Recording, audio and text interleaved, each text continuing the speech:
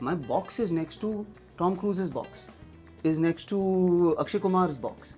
Same size box on Netflix. Do you know what I mean? What a democracy in that sense. Somebody from my background with my looks, my whatever, I'm just competing for your attention. Hindi speakers are going to Coldplay. You know what I mean? English speakers are going to Diljit Dosanjh. So this massive audience is not getting theatrical comedy.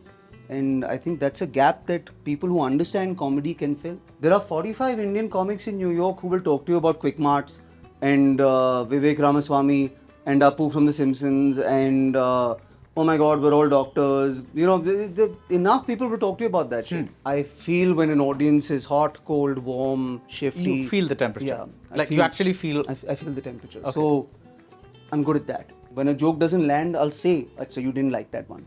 Because you can't pretend like the joke was awesome and keep, the audiences are damn smart. Yeah, I got signed for a movie called Avarapan for Purab Kohli's role, the villain ka role. And I was so excited. I get to play like a young villain, you know what I mean? Show some range, etc., etc. And then I got a signing amount also, some 20,000 rupees, etc. Which, by the way, I think was most of the amount, Vishesh Films. Then I think they didn't call for like 2 months. Broadly, the world is divided into assholes and people who deal with assholes, right? Now, within this, there are black assholes, white assholes, straight assholes, gay assholes. It's intersectional, it's all of that stuff. But still, personalities are asshole or not asshole. I think when you lose your volume, you discover the freedom to be a fool. Attica, India's #1 trusted gold buyers. We release pledged gold instant cash payment. Juicy, spark the happiness, quench your thirst naturally. Hello everyone, we're at Gigi's. It's a premium dining restaurant in the heart of Bombay, and we have with us Vilas. Who is not premium enough for this restaurant that we are in. Yeah, very happy to have you. Thank you for having me. I appreciate it. So let's get with the Emmy. Okay, we can start there, sure. What does it feel like? And I'm not asking it in the usual cliche, stupid way, but you know how they say about, some people have these things about the Oscars, right? It's like, why do I need a white man's validation, so on and so forth. And but the other people are like, why do you care? It's somebody recognizing your work and it's good. What's your...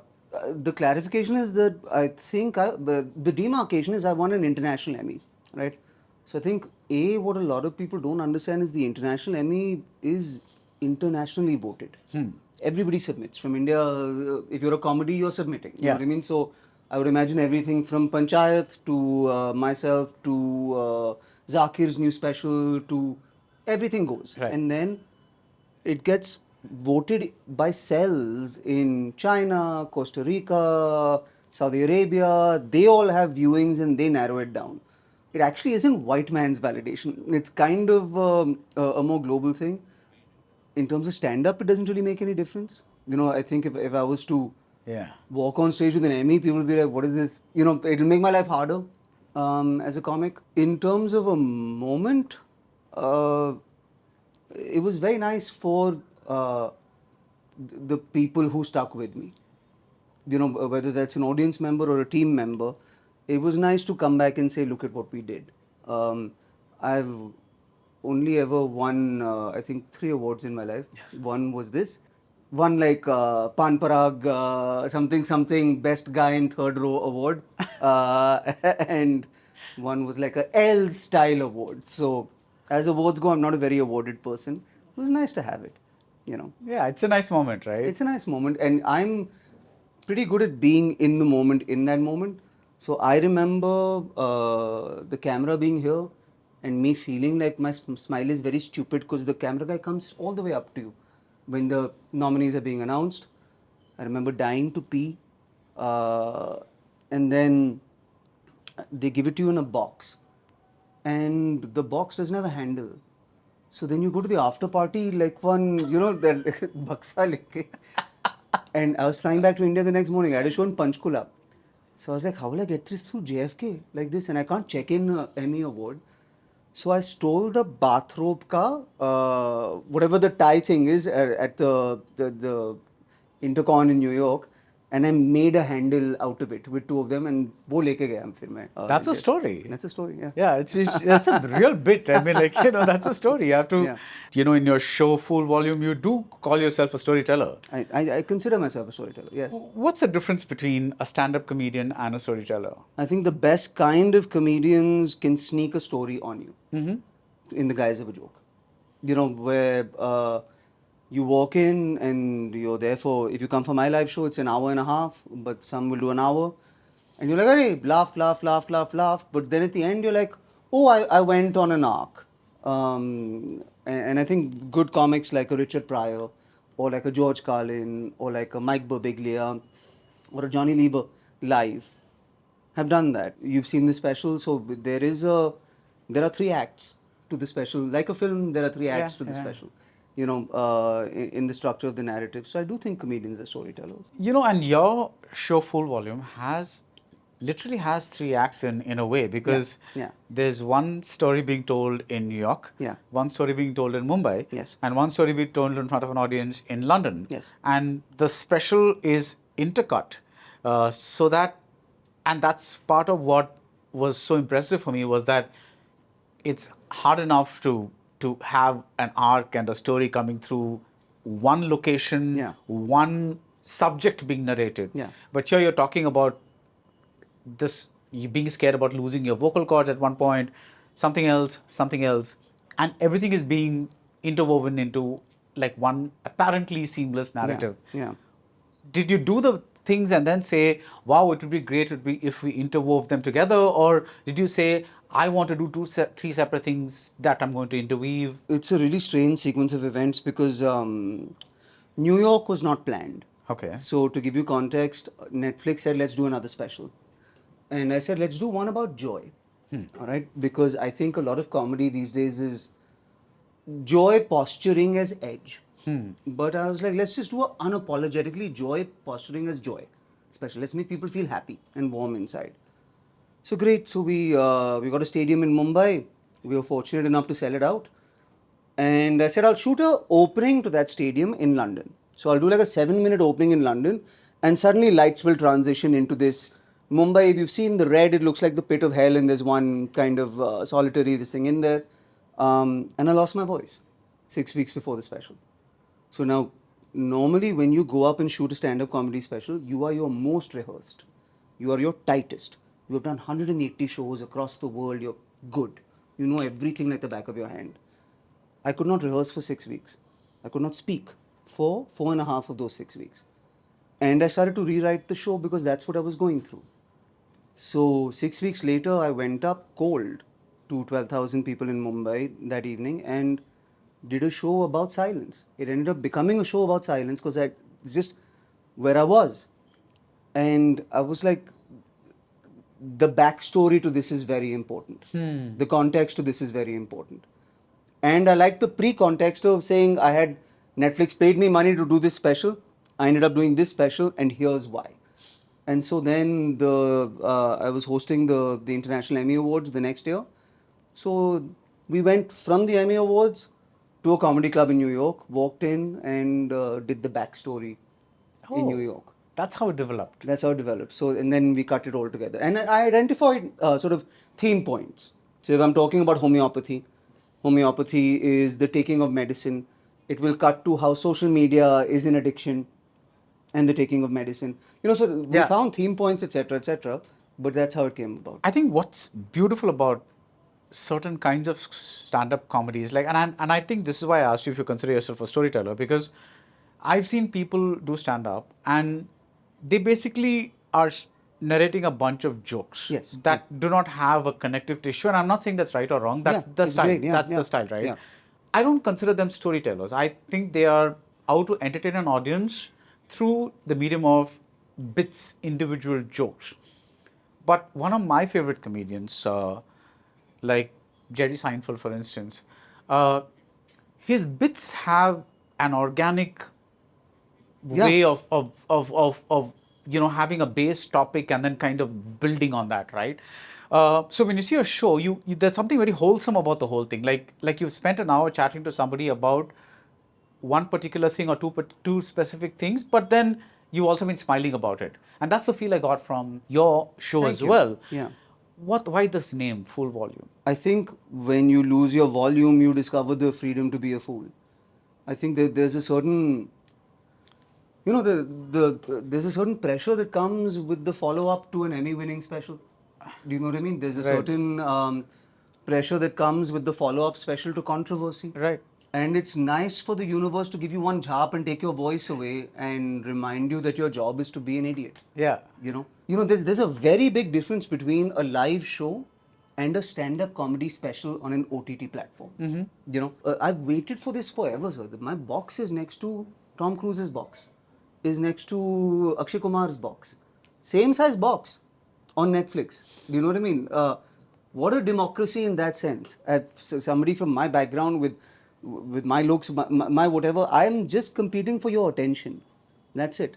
So I don't need to know the distributor to give me Standy, to give me morning show, to give me same box. Yeah. So my special has to have filmmaking qualities to it, and it has to hold you like a story would. Otherwise, I cannot compete with an Akshay Kumar or a Amir Khan or a Farhan Akhtar or a Tom Cruise's thing. So I have to give you a story in a OTT special for sure. I believe that. Is there a Veer Das show that you think had the best audience ever? Are you able to identify, you know what, that was? I wish every show could be like that. I like a club. That's like an intimate setting. Yeah, like even in the special, if you see, there's a big stadium. The church is about 2,500.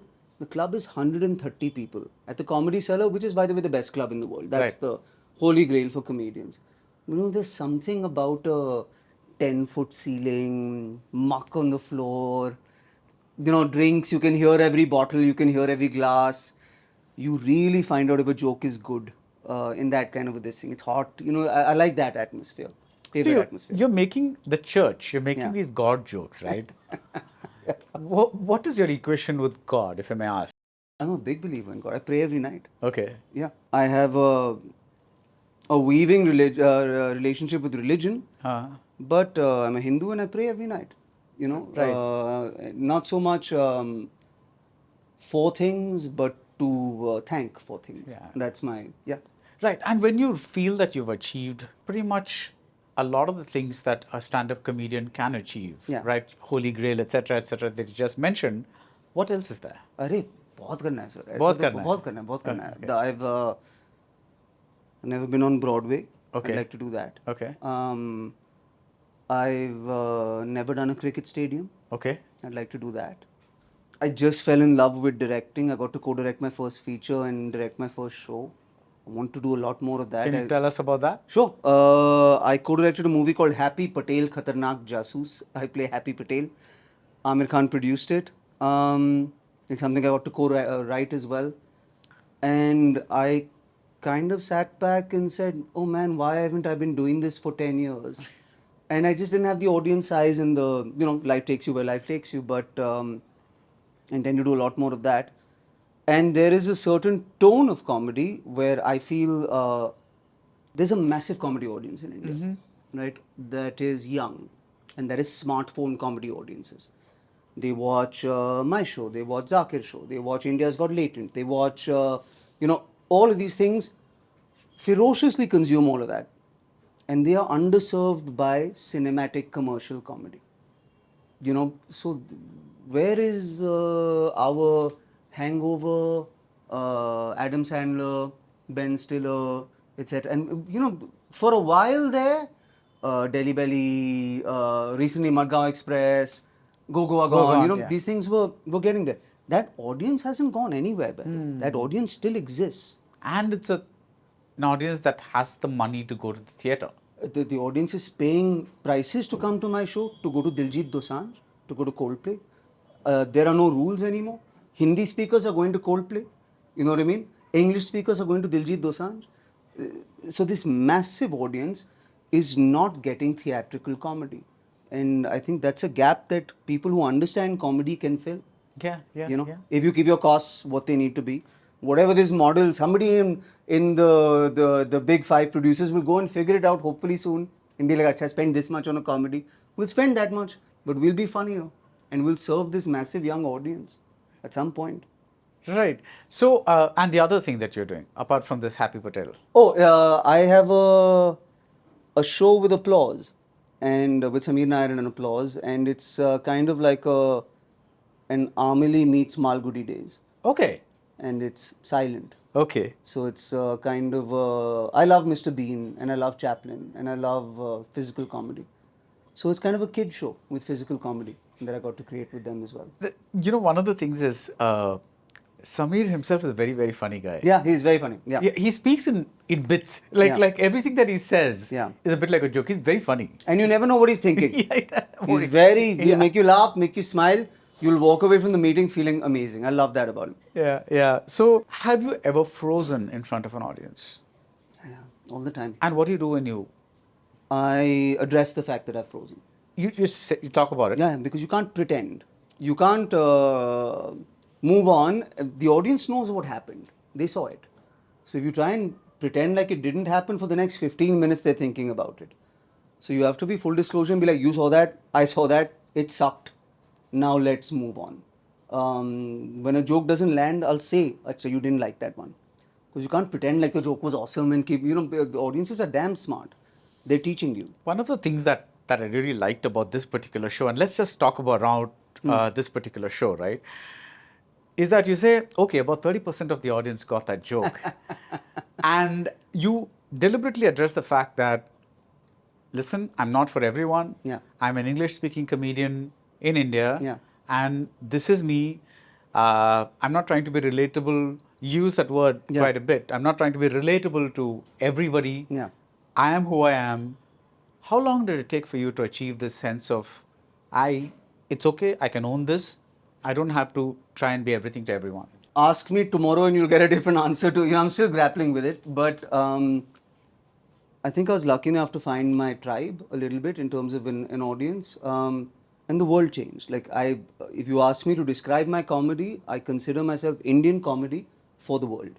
And I don't think there's anything wrong in saying that anymore. That used to be considered arrogant 5 years ago or 6 years ago, but I don't think it's arrogant today to say, no, I come from a country where there are possibly 200 million English speakers, which is a larger English audience than America. And I can perform at New York's best comedy club, where the best comedians in the world perform. And I can perform at a massive venue in London as well, but it'll still be Indian comedy and the world will consume it. But we're going to talk about the fight outside and Tunak Tunak as well. Yeah. So that's what I consider myself. One of the things that I saw recently, you said smartphone audience, they consume a lot of comedy. One of the things I discovered this comedian called Anthony Jeselnik. Yeah, so good. Yeah, and so good. he does these absolutely dark bits that are right up that's my sweet spot, right? Yeah, I love yeah. that really, really dark, disturbing, politically incorrect, Yeah. that kind of stuff, right? He said something very interesting, that he went to see Jerry Seinfeld live. And he was like, it didn't work for him at all. Sure. It was like, this was like the worst thing. He just kept going. And he really deconstructed why it did not work for him. And I'm like a huge Jerry Seinfeld fan. And I'm like, I've just discovered this guy. And it's fascinating for me to watch this so-called newer generation guy diss one of the so-called legends. Yeah, for sure. Yeah. Yeah. When does comedy become stale? Or does it ever become stale? I don't know. Is the honest answer to that question. I think I'm not necessarily on a different page than Anthony Jeselnik about Jerry Seinfeld. Okay. And I'll tell you why. It's because I think there are comedians who do a show, and there are comedians who do the act. Okay. Right? Seinfeld is very clear. I do the act, and you come to see the act. You don't come to see Seinfeld. The act has not changed in 15, 20, 30 years. So he's not rewriting, he's sculpting, he's fine-tuning. You know how there's the Japanese sushi chef who will take 30 years to learn how to cut one piece of cuttle chef. That's Jerry Seinfeld, right? But then the people who watch that act will grow older and older and older. Like, I'll give you an example. I used to do a show called History of India Rewritten. All right, and it was about the history of India through stand-up comedy. We did 200 shows of that over a period of time, 5-6 years. Young people came and went, critics came and went, older people came and went, uncle aunties came and went, and then at some point I was just like, oh, they're coming for the spectacle, but nobody here is consuming my voice. And perhaps this spectacle doesn't represent who I am in any way, shape, or form, so I need to stop doing this show. So I think that's where Anthony Jeselnik is coming from. When you see a comic live, it should be a snapshot into who I am at that moment in time. If you watch my special from 4 years ago, that's not who I am. I can't watch it. I don't like to watch it. What if I say I crave comfort food sometimes and I want to watch X comedian simply because I want that flavor, that comfort food, and that's Jerry Seinfeld's audience? I think it would be because you are consuming him in a limited amount with a particular outcome that you desire from that thing. But when you say you're consuming Seinfeld, are you consuming the show or are you consuming the stand-up? The show. The show, the fiction show. Yeah, the series. That varies, no? Yeah. But you can't watch the Seinfeld stand-up. You won't watch it every week. I Right. don't think you will. Okay, okay. You know? So will I be able to watch Vilas every week? My stand-up? No, you shouldn't. Okay. You should come see me once every 6 months, and you should buy the best seats. They're very expensive, and come see me then. But now, if you are a fan of my tone of comedy, if that sparks something in you, we live in a world where you can consume me 5 times a year in 5 different genres, and I don't mean me specifically. I mean a creative person. But like, to give you context, I have a Netflix special, a show that will probably only go up on YouTube, another OTT series with applause, a theatrical release, and a book, all coming out within the next 11 months of my life. So you can still consume me 6 times, 5 times, and it'll be different each time. Right. You're a really lazy guy. Yeah, I'm just saying, Yeah. sir, बहुत time couch पे बैठा है with nobody listening to You me. know, and they're finally listening. every time I hear somebody saying "sir," I'm reminded of the time I was in Bombay. Like, I used to live in Bombay for a brief period, and there was this Mahesh Bhatt film that was coming out called "Sir." Huh. So it was "To Serve with Love," remade in Hindi with Naseeruddin The Sidney Shah. Poitier version. Yeah. Okay. That time radio ads used to be, then. So the thing used to say, "wishes films प्रस्तुत करते हैं महेश भट्ट का sir." It made it sound like they're going to give us his head. That's what I'm reminded When of. I all the first came to Mumbai, I got signed by Vishesh for a movie.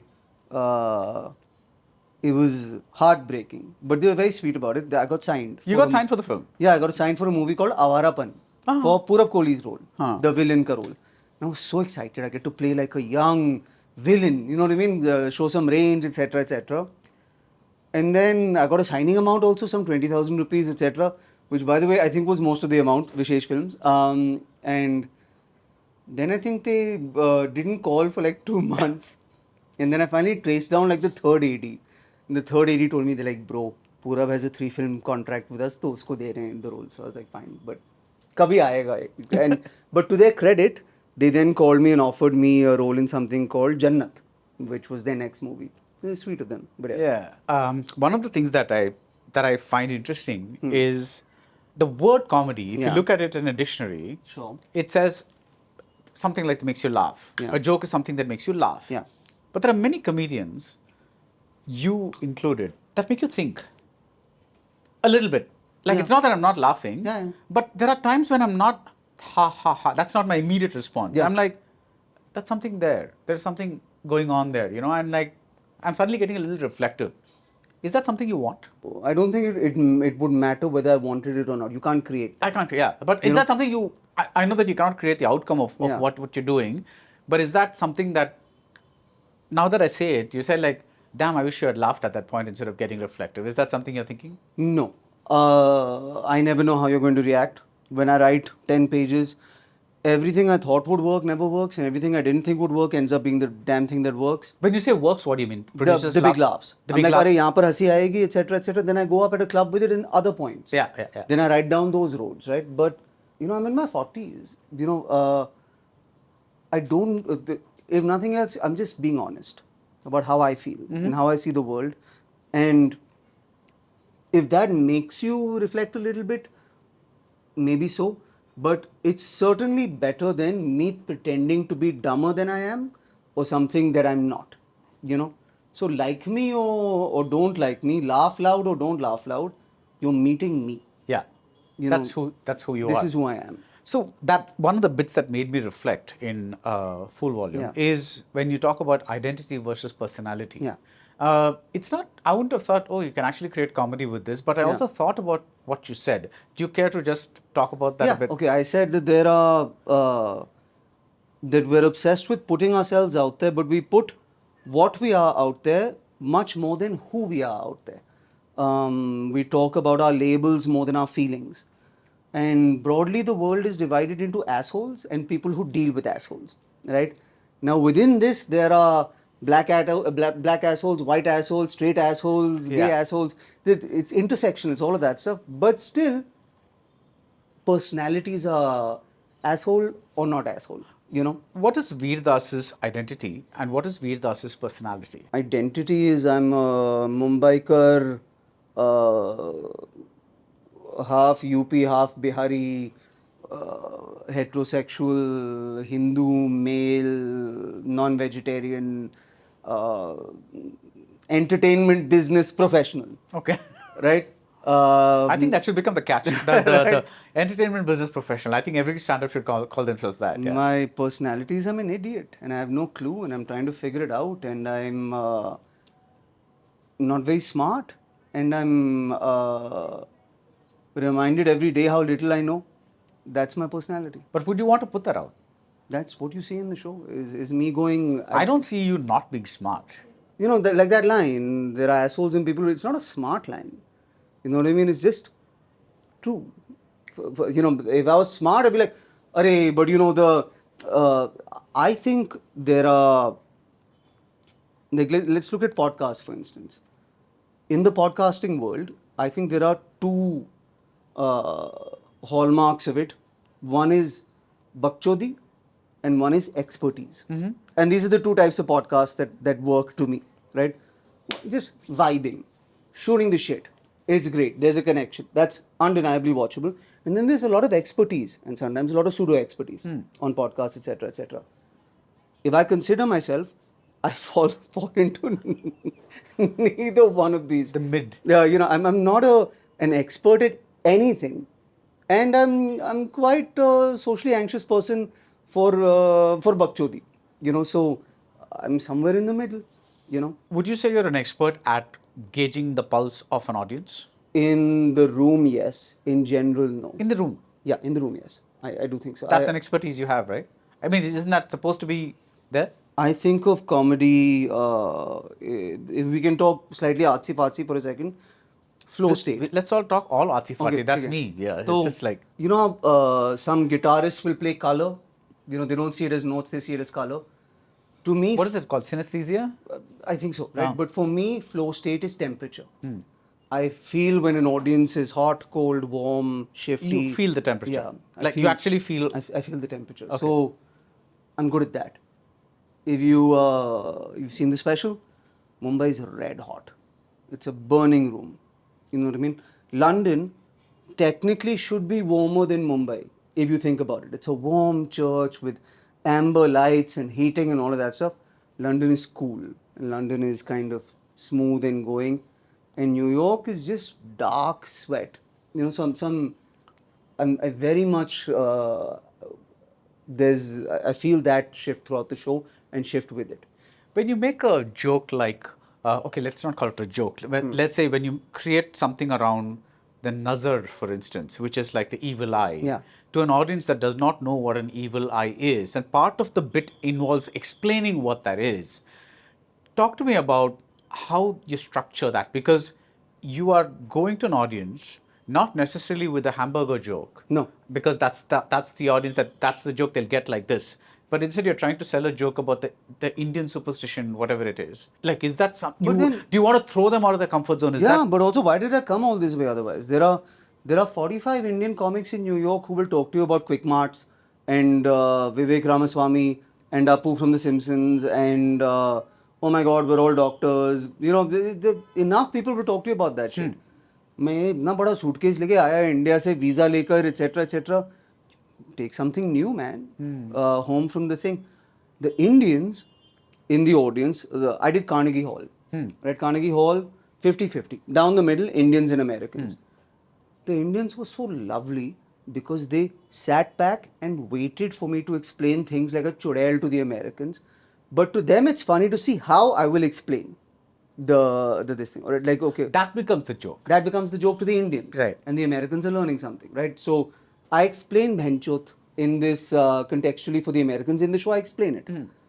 The Indians are losing their mind, right? Because it's an explanation of Bhenchot they've never heard before. Yeah. But at the end of it, the Americans now know how to say Bhenchot. Yeah. You know what I mean? So why not here? Why not? Is Right. what I'd say. Right. No, that's lovely, because you're explaining to me how the act of explanation itself can become the joke. Yeah. Like when the act of education becomes Yeah. the joke. Right. So that's part of the, Yeah, for the sure. thing. Would you consider yourself a high IQ comedian? No, I don't have a high IQ. I don't Not think. whether you have a high Ah. IQ, whether your comedy, whether your structure is a little, for the lack of a better word, cerebral. I don't mean in a professorial way or I something. think it's more EQ than it is IQ. I think my audience थोड़ा senti है. थोड़ा, it's not terribly alpha male. It's not terribly self-victimizing. It's just kind of this. You know, we like heart, warm fuzzy. That's Warm what- fuzzy? Warm fuzzy. Okay. You could come and stand with me in that Mumbai. Feel, 9,000 people send you laughter. See what that does to your body. It is better than anything. If you're standing on stage, what you're seeing the audience go is this. Just, and they're looking around like that. That's the truth. That's why people watch stand-up. It's not the comedian. I wasn't shut up on some film set in some vanity van. I got to feel, experience, eat, meet 33 countries last year. We're global. The line before that is very important. They can't see you, but they can hear you. Hear you, yeah. The people above you who ignore you, and the people below you who you ignore. Yeah. They can hear you. So make the noise you want to be remembered for. We are very deliberately cut to darkness, right? And then it comes to me and there's just a single light on my face and I say, make the noise you want to be remembered for. I was confused and the audience was confused and there is there's 1-2 seconds of silence and then suddenly the stadium starts to shake, and started to shake, and I didn't expect that. Then they'll write you a message or meet you after the show and say, I have not been in a room full of this many Indians and I work in Deloitte and I work very, very hard and I miss home every single day. And for about 1 hour today, you took me back home. And that's worth it. If you cast an actor as a hero and he was supposed to be shirtless on a horse and he was drinking the night before, it doesn't look good, that's unprofessional behavior. To me, dwelling on the hate or reading too many comments or doom scrolling is the equivalent of being that level of unprofessional. Anybody should be allowed to say anything about any actor, any actress, their physical appearance, but there should be a software where your photo comes alongside their photo. That's it. Does Veerdas dream of being shirtless on a horse? I'd love to be shirtless on a horse. Yeah? Like Ishan Khattar, just in Yes. Royals, show up, but then I'd make it funny. Aathi, India's #1 trusted gold buyers. We release pledged gold instant cash payment. Juicy, spark the happiness, quench your thirst naturally.